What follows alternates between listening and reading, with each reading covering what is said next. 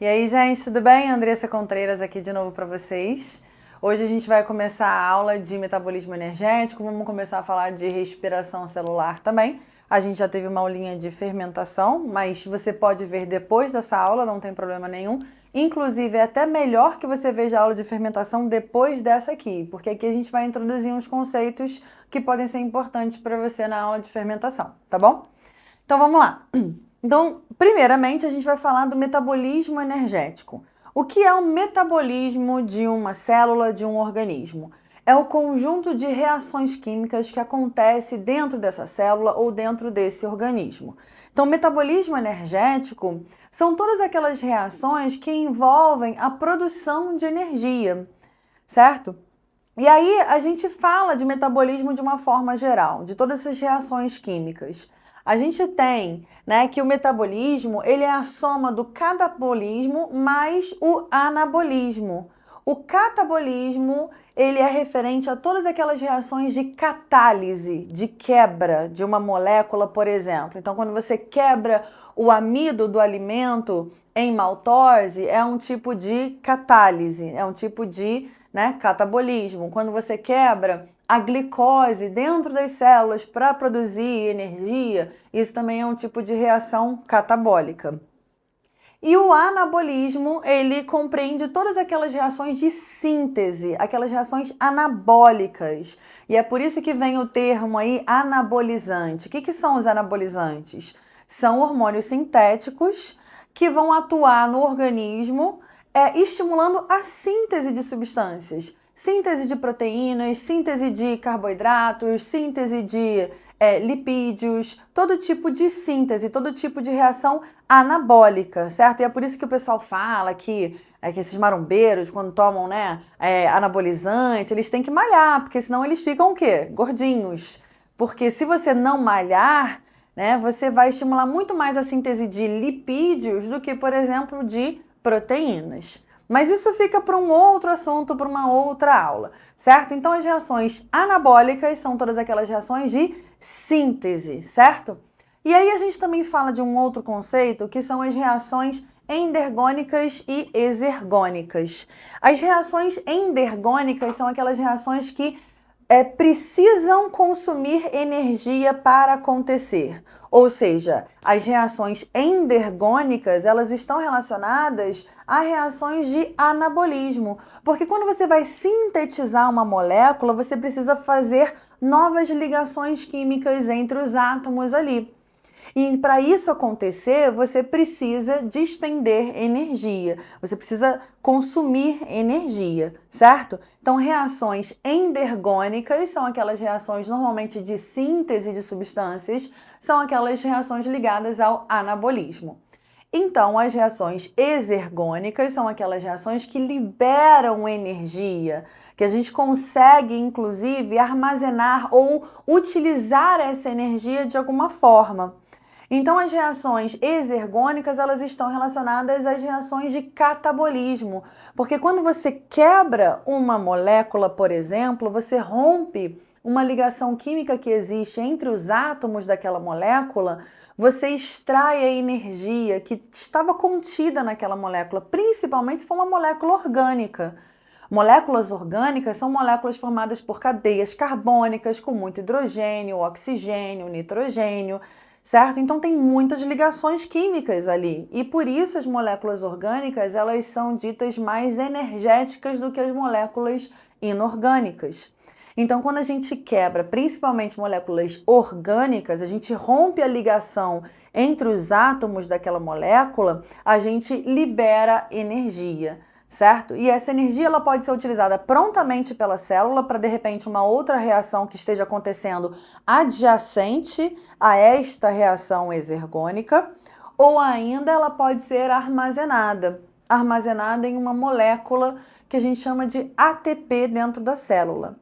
Então, depois de começar com essa introdução aqui de metabolismo, o que é catabolismo, anabolismo, reações endergônicas e exergônicas, a gente precisa falar de energia. Não tem como a gente falar de metabolismo energético se a gente não falar de energia, porque todos os seres vivos, sejam os uni ou os pluricelulares, sejam os mais simples até os mais complexos, precisam de energia para sobreviverem.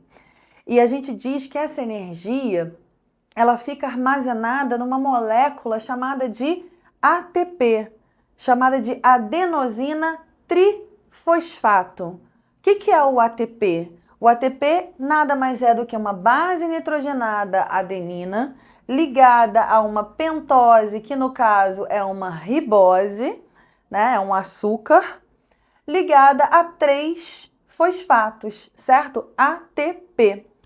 E a gente diz que o ATP é a moeda energética da célula. Por que a gente fala isso? Porque a ligação existente entre os fosfatos do ATP, que são essas ligações aqui representadas por um tio, são ligações extremamente energéticas e que, quando rompidas, conseguem liberar cerca de 7.000 quilocalorias por mol de substância, certo? Então, isso é muita coisa para a célula. Por isso que a gente diz que é a moeda energética. Ela armazena uma energia que pode ser liberada quando a célula precisar ou quando aquele organismo precisar. Então, por exemplo, tem uma reação endergônica, uma reação de síntese. Vou sintetizar, por exemplo, uma proteína. Vou pegar aminoácidos e vou juntar esses aminoácidos e vou formar uma proteína.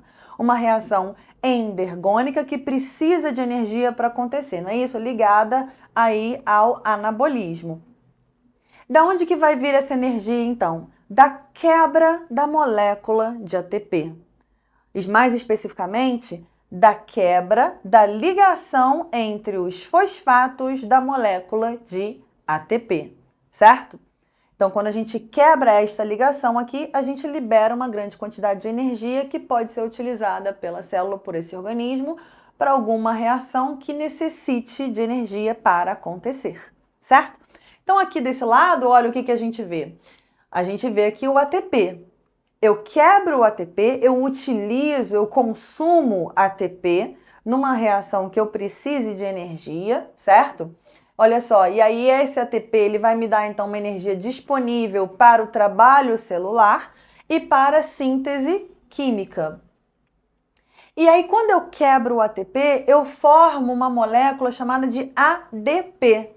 Pensa comigo, gente.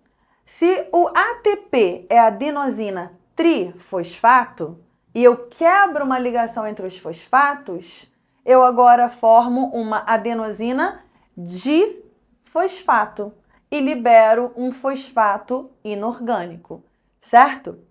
E aí, quando a gente precisa produzir ATP dentro da célula, porque a célula ou o organismo ele precisa ter um estoque de ATP exatamente para fornecer energia para o trabalho celular e para a síntese química, né? Como é que isso faz? Como que se produz ATP? O ATP ele é produzido a partir de uma fosforilação de um ADP. O que é isso? Eu vou adicionar um fosfato a uma molécula de ADP e eu vou produzir uma molécula de ATP. Então percebam que existe uma interconversão aqui entre ATP e ADP. Quebro ATP, formo ADP e libero fosfato.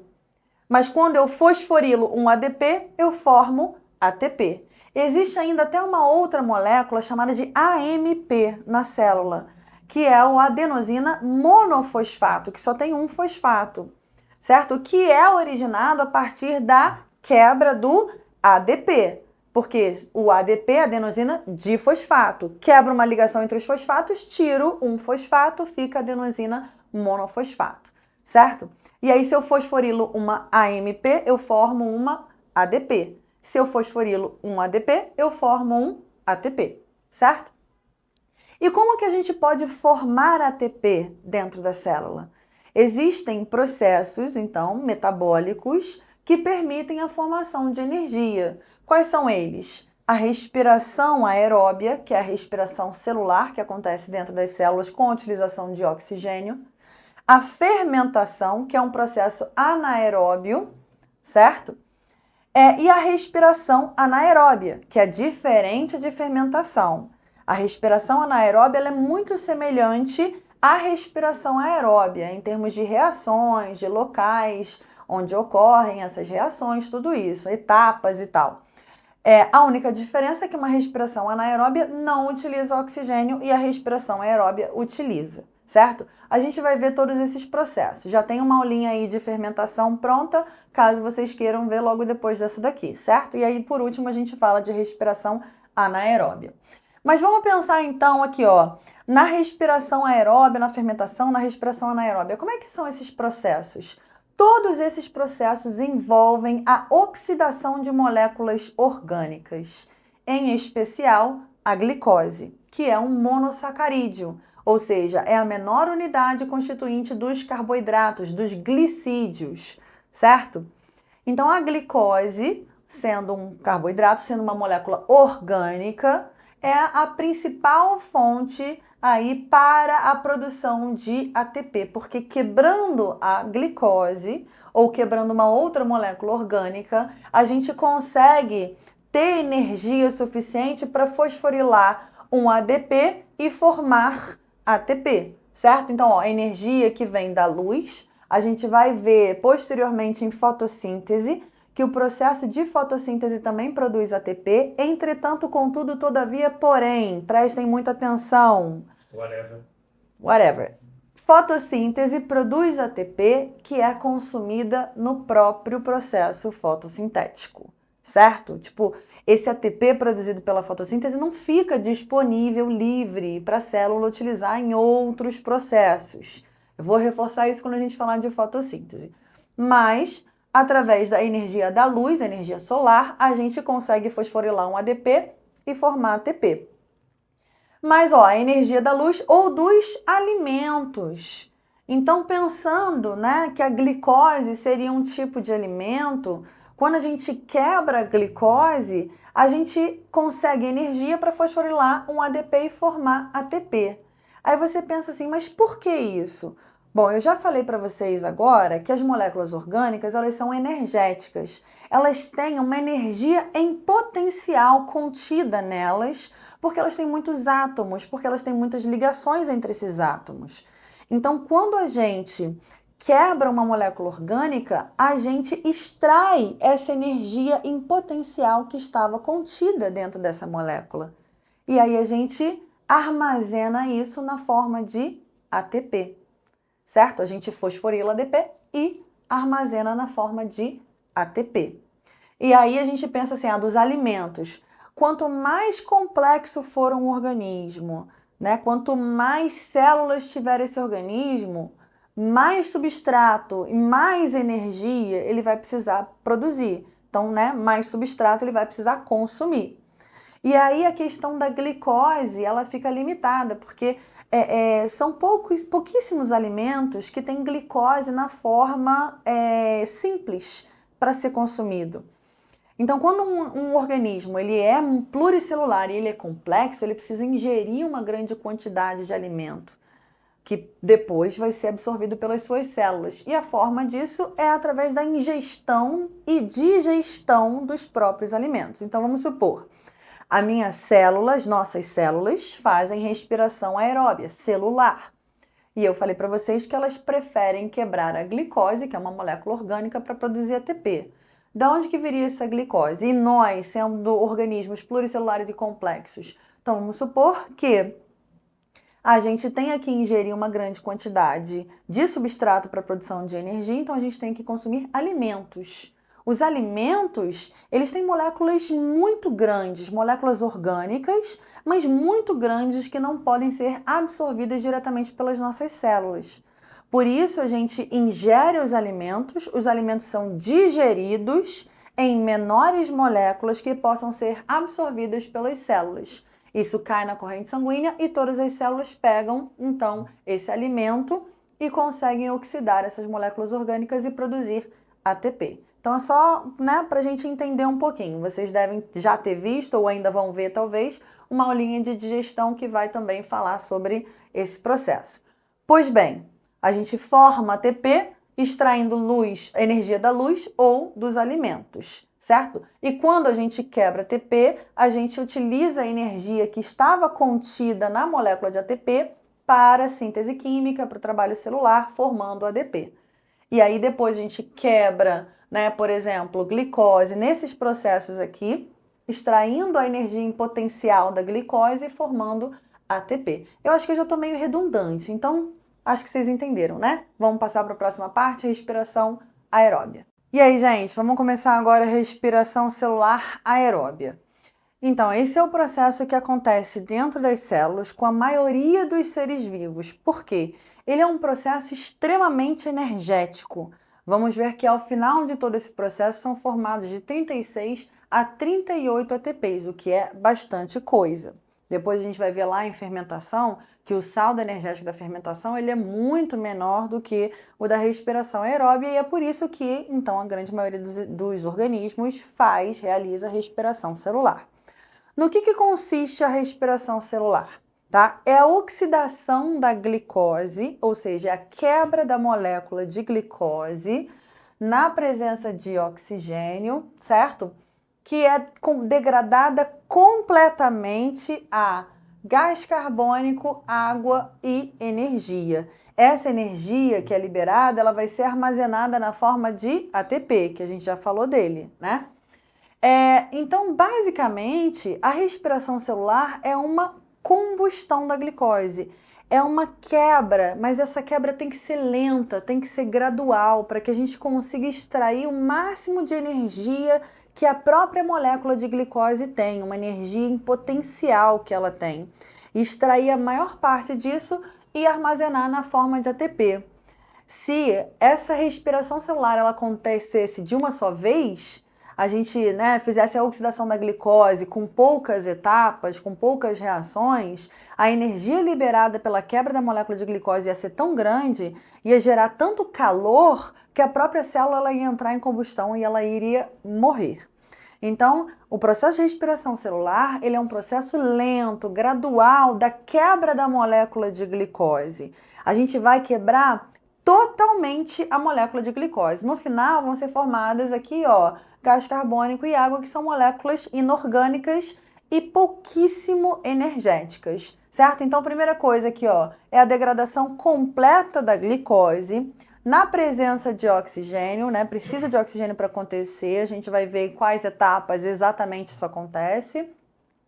Ela é dividida em 3 etapas, né? A primeira sendo chamada de glicólise, a segunda de ciclo de Krebs ou ciclo do ácido cítrico e a terceira de cadeia respiratória, ou também chamada de fosforilação oxidativa.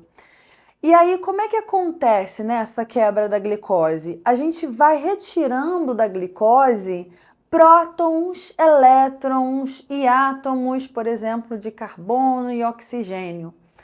A quebra da molécula de glicose, ela acontece com uma série de reações de desidrogenação, ou seja, retirada de hidrogênios, e também algumas reações de descarboxilação, ou seja, retirada de gás carbônico da própria molécula de glicose, certo?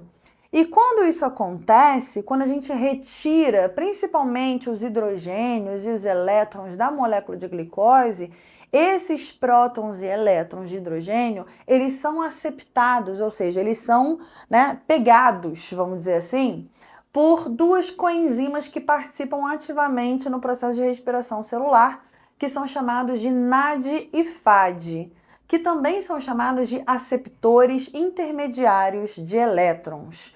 Por que eles são chamados de aceptores intermediários? Porque no momento em que a gente fizer as desidrogenações da molécula de glicose, esses prótons e elétrons vão ser aceptados por NAD e FAD, certo? Mas, posteriormente, esse NAD e FAD ele vai doar esses prótons e elétrons para alguém. Por isso que eles são aceptores intermediários de elétrons. Eles pegam esses elétrons, mas no final eles doam, certo? E a gente precisa entender alguns conceitos químicos para a gente falar todos esses processos, que é a questão da redução e da oxidação. Várias etapas da respiração celular ocorrem por redução de determinadas moléculas ou por oxidação de determinadas moléculas. E a gente tem que pensar um pouco em química, a gente tem que pensar no NOx, no número de oxidação. E também a gente tem que pensar nos elétrons. Elétrons são partículas negativas. Então pensa quando um átomo que recebe elétrons, ele está recebendo partículas negativas, certo? Então, o número de oxidação dele vai acabar diminuindo, né? Porque ele está recebendo partículas negativas. Então, este átomo, essa molécula que está recebendo elétrons, sofre uma redução. Por isso, quando NAD e FAD recebem prótons e elétrons, eles sofrem uma redução e eles ficam na sua forma reduzida.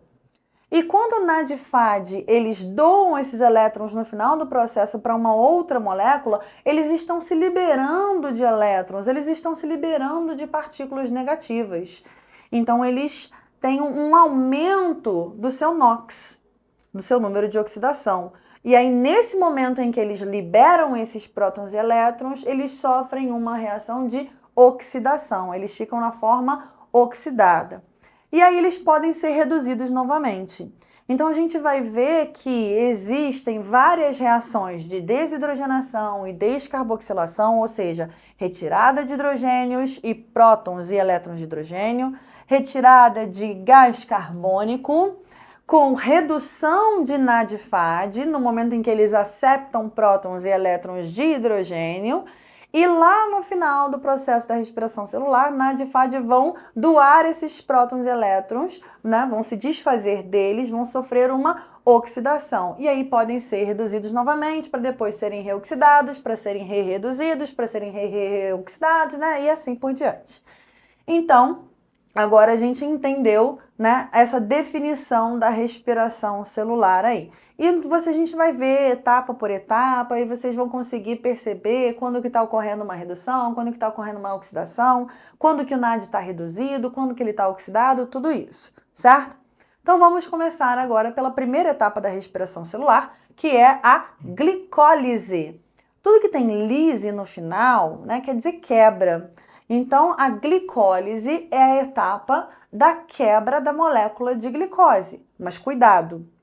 Nessa etapa, a glicose ela não é degradada por completo. A glicólise é o início da quebra da glicose, certo?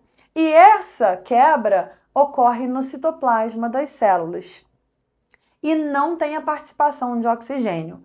Existem várias etapas, né, da quebra da molécula de glicose, mas aqui eu resumi para vocês, né, vai aparecer agora uma imagem, vocês vão ver todas as etapas da quebra da molécula de glicose, são cerca de 10 etapas aí, né, mas eu estou simplificando, então aqui o que a gente vê? Que a glicose, que tem 6 carbonos, ela vai ser quebrada em 2 moléculas de ácido pirúvico ou chamado piruvato, que tem 3 carbonos. Gente, existe, obviamente, uma diferença entre ácido pirúvico e piruvato, né? Mas, assim, em termos de vestibular, na biologia, eles são sinônimos. Então, sempre que vocês ouvirem, né, ácido pirúvico, piruvato, mesma coisa. Ácido oxalacético, oxalacetato, mesma coisa.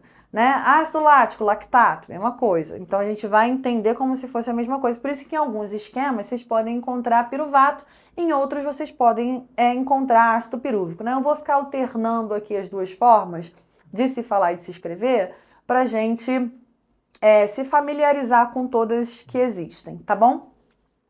E percebam uma coisa.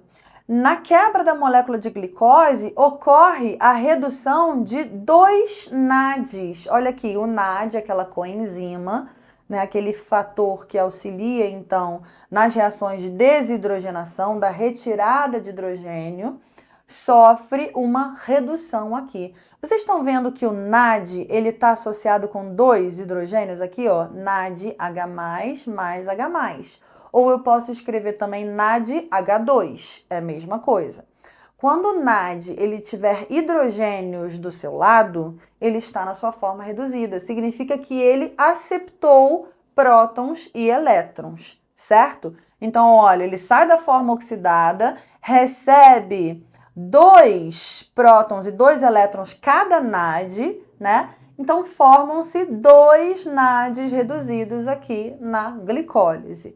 E durante esse processo de quebra da molécula de glicose, a gente tem a formação de 2 ATPs diretamente, ou seja, a gente quebra a glicose, a gente consegue extrair uma energia imediata para fosforilar um ADP em ATP. Um não, né? 2. Então, na glicólise, acontece aqui, ó, quebra da glicose em 2 moléculas de ácido pirúvico com a formação de 2 ATPs e de 2 NADs reduzidos, certo? Percebam que o ácido pirúvico tem 3 carbonos. O ácido pirúvico ainda é uma molécula orgânica, por isso que eu falei para vocês que a glicólise é o início da quebra da molécula de glicose, tá? Esse ácido pirúvico, ele ainda precisa ser convertido em outras substâncias e ser quebrado completamente.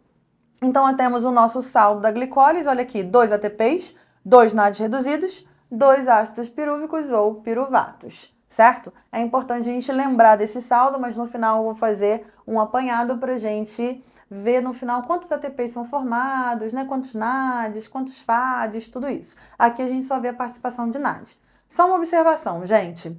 A molécula de glicose, ela, apesar de ser muito energética, ela também é muito estável.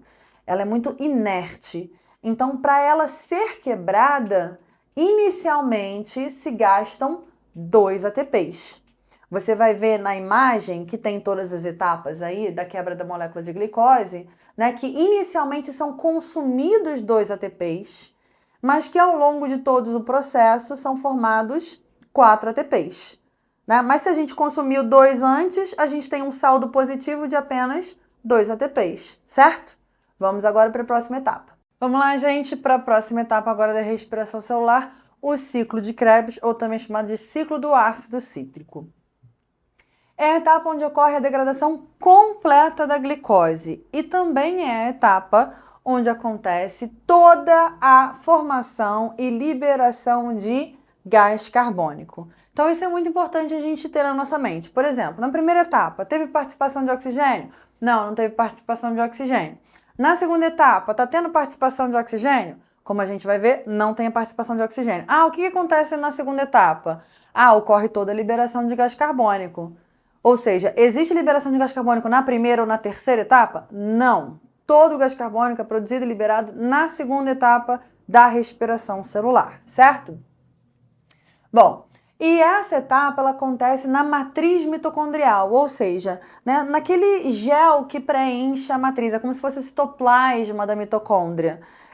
Aquele gel que preenche a mitocôndria, né? Não o gel que preenche a matriz é o gel, acho que deu para entender. Então, é como se fosse, né, o interior da mitocôndria ali. É onde acontece essa etapa aí. Também acontecem várias reações, são várias etapas que a gente vai simplificar aqui, porque não tem por que mostrar todas as etapas. Eu posso também mostrar uma imagem para vocês, só para vocês terem uma noção de como que é mais ou menos, tá? Mas as coisas mais importantes eu vou falar aqui e mais necessárias para vocês fazerem qualquer questão de vestibular. Então vamos lá. O que acontece? Lembra do ácido pirúvico, né, ou piruvato que foi formado lá na primeira etapa, na etapa de glicólise? Pois bem, ele precisa sofrer aqui uma descarboxilação, ou seja, perde um gás carbônico aqui, e ele também sofre uma desidrogenação, olha aqui, formação de um NAD reduzido. E nessa reação tem a participação de uma coenzima A, né? Que é um tipo de molécula orgânica que atua como uma coenzima, ou seja, como uma substância que facilita a atuação de uma determinada enzima. E nesse processo, então, o piruvato ele é transformado em acetilcoenzima A, certo? Reparem o seguinte, gente, esse gás carbônico não veio do piruvato? E o piruvato não veio da glicose? Então, o gás carbônico que é liberado, ele é oriundo da quebra da molécula de glicose. Porque é muito comum a gente pensar o seguinte, eu estou inspirando o oxigênio e estou expirando o gás carbônico. Então, o oxigênio que tem na molécula de gás carbônico é o átomo de oxigênio que eu inspirei. Não, não é isso. A gente ainda não viu o papel do gás oxigênio até agora. Todo o gás carbônico que é liberado, ele é oriundo da quebra da molécula de glicose, certo? A gente vai ver aqui no final como vai dar uma matemáticazinha certa para a gente talvez lembrar disso, né? Ajudar a lembrar disso. Então, a primeira coisa que tem que acontecer é o ácido pirúvico ou piruvato ser convertido em acetilcoenzima A.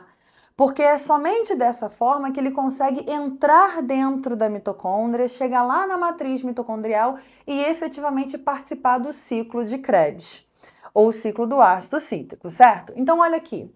Acetilcoenzima A, agora que foi formada aqui, entra dentro da mitocôndria, chega lá na matriz mitocondrial e se liga ao ácido oxalacético, reage, na verdade, né, ao ácido oxalacético ou oxalacetato e forma o citrato ou ácido cítrico. Por isso, o ciclo de Krebs também é chamado de ciclo do ácido cítrico, certo?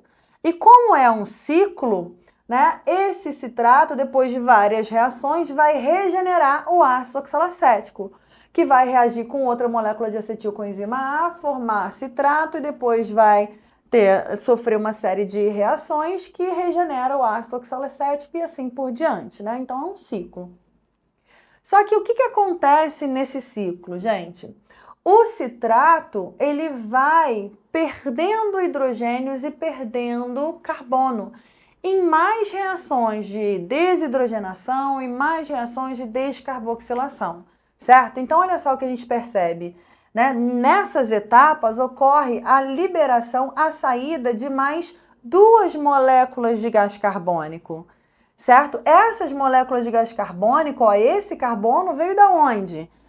Veio do acetil-CoA, que veio aqui, ó, 2 carbonos, tá vendo? Que veio do piruvato, que por sua vez veio da glicose. Vamos lá, o que mais que acontece no ciclo do ácido cítrico?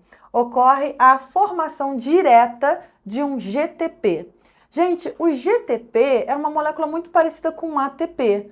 O ATP não é adenosina trifosfato, tem a base nitrogenada adenina. Esse GTP é o guanosina trifosfato, que tem como base nitrogenada a guanina. Né? Então aqui, esse GTP, bem ou mal, ele vai fornecer o seu fosfato para um ADP, formando um ATP. Então, pode ser que vocês se deparem com algum esquema que tenha GTP, mas calma, não se assustem, não entrem em pânico. Um GTP vai ser a mesma coisa que um ATP. Eu coloquei inclusive aqui, ó, um GTP que é igual a um ATP. O que mais que acontece aqui no ciclo? A saída de um FAD reduzido. Olha aqui, um FAD, que também é uma coenzima parecida com o NAD, é um aceptor intermediário de elétrons e ele acepta aqui 2 prótons e 2 elétrons, tá vendo? Ele está associado com hidrogênios, então ele sofreu uma redução. Então, formação de um FAD reduzido e a formação de o quê? Mais 3 NADs reduzidos. Só que essa etapa, como ela precede o ciclo de Krebs, ela também faz parte, vamos dizer assim, do ciclo de Krebs, né? É uma etapa intermediária que a grande maioria dos autores considera ela como fazendo parte dessa segunda etapa da respiração. Por isso eu coloquei o saldo aqui, ó, somando tudo que foi produzido aqui e tudo que foi produzido aqui para uma molécula de piruvato ou ácido pirúvico, certo? Então foi formado aqui no final 3 moléculas de gás carbônico, 2 aqui, estão vendo? E mais uma aqui. Um GTP, que é a mesma coisa que um ATP. Um FAD reduzido aqui e... Opa, desculpa, errei. Conserta aqui para mim, produção. 4 NADs reduzidos. 3 aqui, estão vendo? E mais um aqui. Bom, gente, isso tudo aqui é para um ácido pirúvico. Mas o que a gente viu na glicólise? Que uma glicose ela é quebrada em quantos ácidos pirúvicos? 2, ou seja... Qual é o saldo do ciclo de Krebs pensando em uma molécula de glicose? O que a gente tem que fazer? Multiplicar tudo isso aqui por 2. Para uma molécula de glicose, formam-se no ciclo de Krebs 6 moléculas de gás carbônico. Olha só, 6 moléculas de gás carbônico, cada molécula contendo um carbono. Quantos carbonos tinham na glicose? 6. Percebam, então, como a glicose foi completamente degradada no ciclo de Krebs e todo o gás carbônico ele é oriundo da quebra da molécula de glicose. Continuando, para uma molécula de glicose formamos 6 gás carbônicos, 2 ATPs, 2 FADs reduzidos e 8 NADs reduzidos, certo? Agora a gente vai passar para a terceira etapa da respiração celular. Aguenta aí.